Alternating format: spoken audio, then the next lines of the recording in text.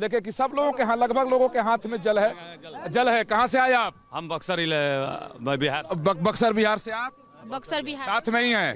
तो देखिए कि सब जगह के करीब, मैंने जैसा पहले कहा था ना कि कोई ऐसा जिला नहीं अपने देश का होगा और शायद ही ऐसा कोई गांव हो जहां का व्यक्ति यहां ना आया हो, क्योंकि ये कुंभ नहीं महाकुंभ है। देवता भी धरती पर हैं इस समय। हाँ, कहाँ से आप भाई? कहाँ से आए? आजमगढ़। आजमगढ़ से। नहा लिए? जी नहा लिए। माथे पर तो एकदम तिलक जी बहुत मजा आया। बहुत व्यवस्था बहुत बढ़िया, दिव्य है, एकदम दिव्य व्यवस्था है। सब जितने भी लोग हैं, आपने भी अनुभव किया होगा। जो लोग बोल रहे हैं कि नहीं व्यवस्था को लेकर के लोगों की बात है कि दिव्य, मैं अपना भी अनुभव बता दूं कि मैंने बहुत सारे कुंभ को देखे हैं। सब जगह व्यवस्थाएं बनाई जाती हैं कि पहुंचने वाले भक्तों को कष्ट ना हो, श्रद्धालुओं को कष्ट ना हो।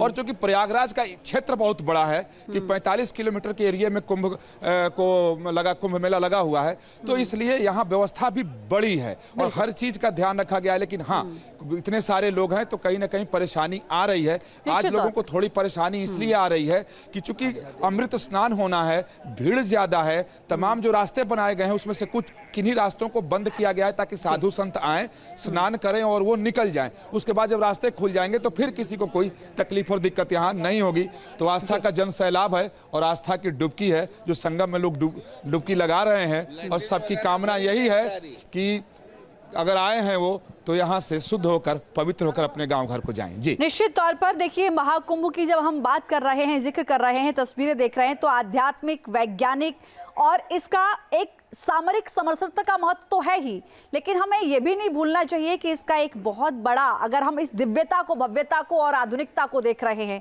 तो आर्थिक महत्व भी है। विकास जी, इसका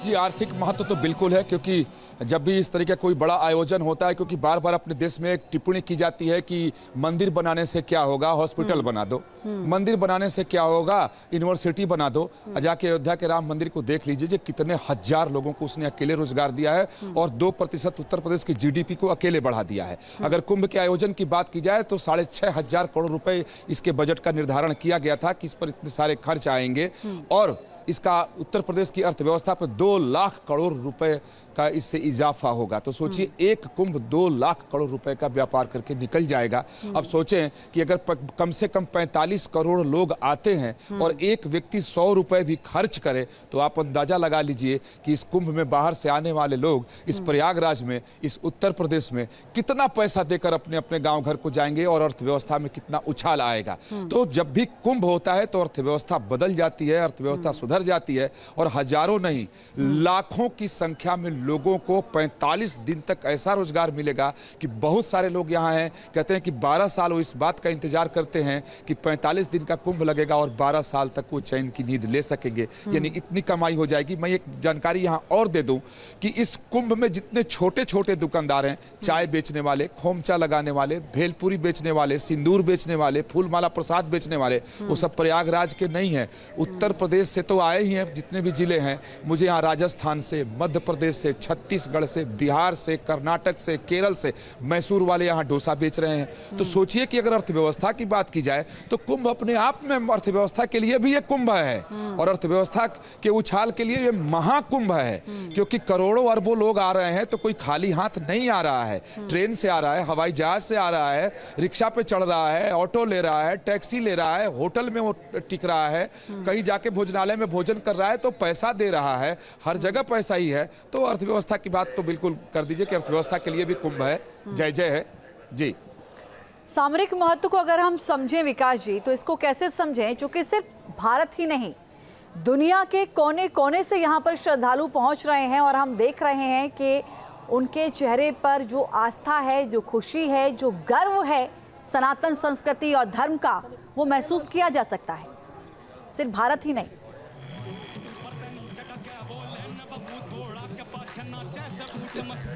जी बिल्कुल, भारत ने, देखिए आज भारतवंशी जहां भी होंगे, दुनिया के जिस कोने में भी होंगे, बेशक उनकी इच्छा जरूर होती होगी कि एक बार वो भारत भूमि पहुंचते, इस कुंभ के अवसर पर पहुंचते और यहाँ डुबकी लगाते, लेकिन जहां भी होंगे उनको कितना गर्व हो रहा होगा कि भारत में इतने बड़े आयोजन को अंजाम दिया जा रहा है और करोड़ों लोग जहां पहुंच रहे हैं और पूरी दुनिया के लोग इस पर निगाहें टिकाकर बैठे हुए हैं। बहुत क्लोज मॉनिटरिंग की जा रही है दुनिया के सभी देशों के द्वारा। आप देखें कि हजारों की संख्या में तो अलग अलग देशों के पत्रकार पहुंचे हुए हैं। हैं, ब्लॉगर पहुंचे हुए हैं, यूट्यूबर पहुंचे हुए हैं, तमाम सारे राजनयिक पहुंचे हुए हैं, बड़े बड़े उद्योगपति घराने के लोग पहुंचे हुए हैं, स्टीव जॉब के यहाँ के लोग यहाँ पहुंच गए हैं और कुछ लोग कल्पवास कर रहे हैं। तो आज भारत का डंका जो पूरी दुनिया में बज रहा है वो यूं ही नहीं बज रहा है, ये भारतवासियों की तपस्या का फल है, भारतवासियों का हर चीज में योगदान है। और कुंभ की अगर महाकुंभ की बात की जाए तो हजारों सालों से ये भारत के लिए आकर्षण का केंद्र रहा है। मैं बार बार इसमें बहुत जोर देता हूं कि कुंभ हमारी एक अलग पहचान है, क्योंकि सब इसी बात से हैरान होते हैं कि गजब भारतीय हैं। और अगर ग्रियर्सन को आप पढ़ें, और ग्रियर्सन लिखते हैं, ग्रियर्सन ने तो सिर्फ बनारस में जाकर के उन्होंने एक मेला देखा था, वो भी गंगा दशहरा के दिन, और वो हैरान हो गए थे कि ये लाखों लोग अपने आप कैसे पहुंच गए। बिल्कुल। अगर वो इस कुंभ को देखे होते तो शायद कुछ और लिख कर किस धरती से हो गए होते। तो पूरी दुनिया इसलिए चकित है, हैरान है कि भारत में होता क्या है। और जो भारत कहता है कि हम विश्व गुरु हैं, तो वो साबित कर देता है इस कुंभ में कि हम विश्व गुरु हैं, कि हम सिर्फ भीड़ नहीं है, हम हुजूम नहीं है। हाँ। हमारे पास एक सेंस भी है कि हम करोड़ों अरबों की संख्या में एक स्थान पर अगर इकट्ठा भी हो जाएंगे तो एक सेंस में इकट्ठा होंगे, एक उद्देश्य के लिए इकट्ठा होंगे, और फिर बहुत शांति से हम निकल जाएंगे। दुनिया में कहीं संभव नहीं हो सकता भारत भूमि को छोड़कर। बिल्कुल। और ये तस्वीरें मुझे लगता है कि ये कह सकते हैं हम कि कहती हैं कि भारत की सनातन संस्कृति पूरे विश्व को खुद में समेट लेने की ताकत रखती है। और यही वो तस्वीरें हैं राज मिश्रा जी, अगर मैं कहूँ तो गलत नहीं है कि तस्वीरें बता रही हैं कि भारत की संस्कृति वो है जो पूरे विश्व को खुद में समेट लेने की ताकत रखती है। वास्तविकता में और विश्व एक होता है तो ही पूरे विश्व में प्रसन्नता उत्पन्न हो सकती है। श्री रामचरितमानस में गोस्वामी तुलसीदास जी ने कहा कि जहां सुमति तहां संपत्ति नाना, और जहां कुमति तहां विपत्ति निधाना। एक सनातन धर्म ही है, एक भारतवर्ष ही है जिसने सर्वे भवन्ति सुखिनः सर्वे सन्तु निरामया कहा है।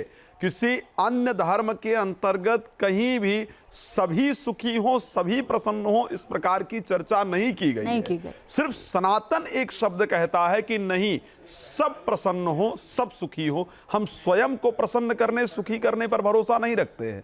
हमारा धर्म कहता है कि सब प्रसन्न रहे और सब सुखी हो। और वास्तविकता में कुंभ का तात्पर्य ही क्या है? कुंभ का तात्पर्य है एकता का तात्पर्य। कुंभ का मतलब क्या है? कुंभ का मतलब है आत्ममंथन। मैंने श्री रामचरितमानस की उस चौपाई का जिक्र किया है और मैं दोबारा कहना चाहूंगा कि ब्रह्म निरूपण धर्मविद, मतलब मैं क्या हूं, मैं यहां क्यों आया हूं, मेरा उद्देश्य क्या है? मेरा उद्देश्य दूसरे को पीड़ा देना नहीं है। श्री रामचरितमानस इसीलिए कहता है कि हरि व्यापक सर्वत्र समाना, और प्रेम ते प्रगट हो ही मैं जाना। सभी के अंदर परमात्मा है, और इस कारण से सभी के साथ प्रेम होना चाहिए, सभी के साथ बेहतर होना चाहिए। बिल्कुल। उमेश पुरी जी हमारे साथ जुड़े हैं। उमेश जी, सबके साथ प्रेम होना चाहिए। स्वयं की खोज के लिए भी अगर आप जाते हैं तो कुंभ हो जाते हैं, वहां से आप स्वयं को भी खोज पाते हैं।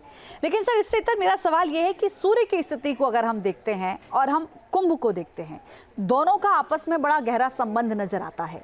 तिथियां जो इसकी तय होती हैं वो भी खगोलीय घटनाओं के आधार पर होती हैं। जरा इसको समझाइए। देखिए, एक बात इसमें समझनी चाहिए, आपका प्रश्न बड़ा महत्वपूर्ण है और आज के ज़माने में लोगों को इसकी जानकारी जानी चाहिए। देखिए, अब क्या है कि जो सूर्य हैं वो मकर राशि की ओर प्रवेश करेंगे, अर्थात अब सूर्य उत्तरायण हो जाएंगे। उत्तरायण हो जाएंगे पर वो दक्षिणायन हो जाएंगे, उत्तरायण हो जाएंगे, दक्षिणायन से उत्तरायण की ओर हो जाएंगे। आप देखिए, अब शाम के समय जैसे 5:30 बजे के करीब आप देखते थे कि अंधेरा होना प्रारंभ हो जाता था। अब 6 बज रहे हैं, आप देखिए 6 बज जाएंगे कि अंधेरा कम होने लगेगा। अर्थात क्या है कि सूर्य की दिशा परिवर्तन से क्या होने वाला है, प्रकृति के अंदर एक छटा आएगी।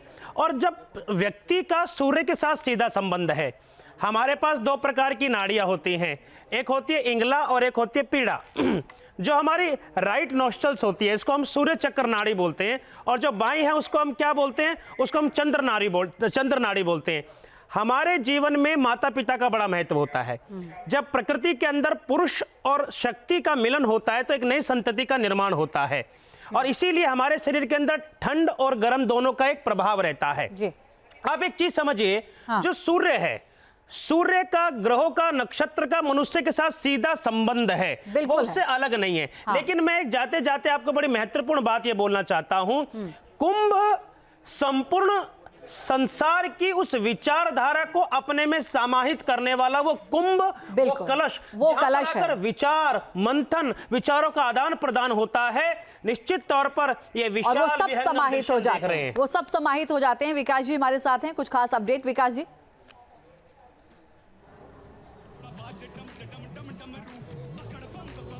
देखिए, अब शाही स्नान का जो दूसरा दौर है यानी अमृत स्नान का दूसरा दौर है वो शुरू हो चुका है और जितने भक्त यहाँ हैं सब लोग इसी लिए ठहरे हुए हैं कि उस दृश्य को वो देख सके, उसको नमस्कार कर सकें और प्रणाम संतों के चरण धूलि को ले सकें, क्योंकि कुंभ आने में सिर्फ डुबकी लगाने का ही महत्व नहीं, बार बार मैं कहता हूँ कि संतों के दर्शन का अपना अलग महत्व होता है।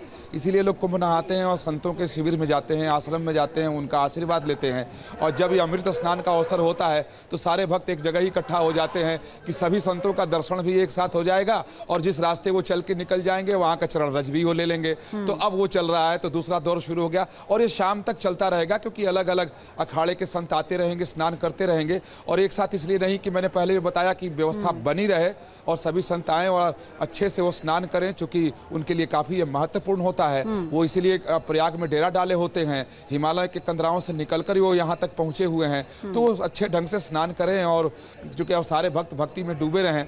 तो चल रहा है, वो माहौल चल रहा है और शाम को 4:30 बजे तक ये चलता रहेगा। और एक यहाँ चीज़ मैं बताना चाहूँगा कि ये बार बार ये सवाल उठता है कि ये कुंभ 12 वर्ष पर ही क्यों लगता है। हाँ। ये कुंभ प्रयाग में, नासिक में, उज्जैन में, हरिद्वार में ही क्यों लगता है। आप देखें कि जब हमारे जो ज्योतिष शास्त्र हैं वो जब बताता था तो पूरी दुनिया के लोग हमारा मजाक बनाते थे, माखौल उड़ाते थे और वो नासा के बनने के पहले लोगों को ये मालूम भी नहीं था कि बृहस्पति के एक चक्कर का साइकिल कितने दिन का होता है। उनको महज 50-60 साल पहले चलाया और हमारे ऋषियों को हजारों साल पहले ये मालूम था कि 12 साल में बृहस्पति अपना एक चक्कर काट के उसी राशि में प्रवेश करता है। आप देखें कि जैसे ही 12 वर्ष का एक चक्र पूरा करके बृहस्पति कुंभ राशि में प्रवेश करते हैं, सूर्य मकर राशि में प्रवेश करते हैं, दक्षिणायन से उत्तरायण होते हैं, तुरंत हमारा कुंभ हो जाता है। इस तरीके का साइकिल अपने नासिक के लिए कुंभ के लिए है, उज्जैन कुंभ के लिए है, हरिद्वार कुंभ के लिए है। तो हमें ये हजारों साल पहले से मालूम था कि बृहस्पति का एक चक्र 12 वर्ष का होता है। अमेरिका को और यूरोप को ये 50-60 साल पहले मालूम चला है, जब नासा बना है तब उनकी ऑब्जर्वेटरी बनी है। तो हमारे सामने में कुछ भी नहीं है। बेशक हो सकता है कि हम लोग थोड़ा भूल गए उस चीजों को। और अब देखें इन 4 जगहों पे क्यों होता है, तो कर्क रेखा और मकर रेखा का भेद यहाँ पर है कि सूर्य की गति कहाँ होगी, सूर्य की सीधी किरणें कहाँ पड़ेंगी, सूर्य की स्थिति क्या रहेगी। तो पूरी दुनिया को सूर्य अब से मालूम एक चला है, बड़ा 20वीं संबंध शताब्दी कुंभ में। का है। न्यूज नेशन अब व्हाट्सएप पर खबरों की ताजा अपडेट के लिए न्यूज नेशन के इस QR कोड को स्कैन करें।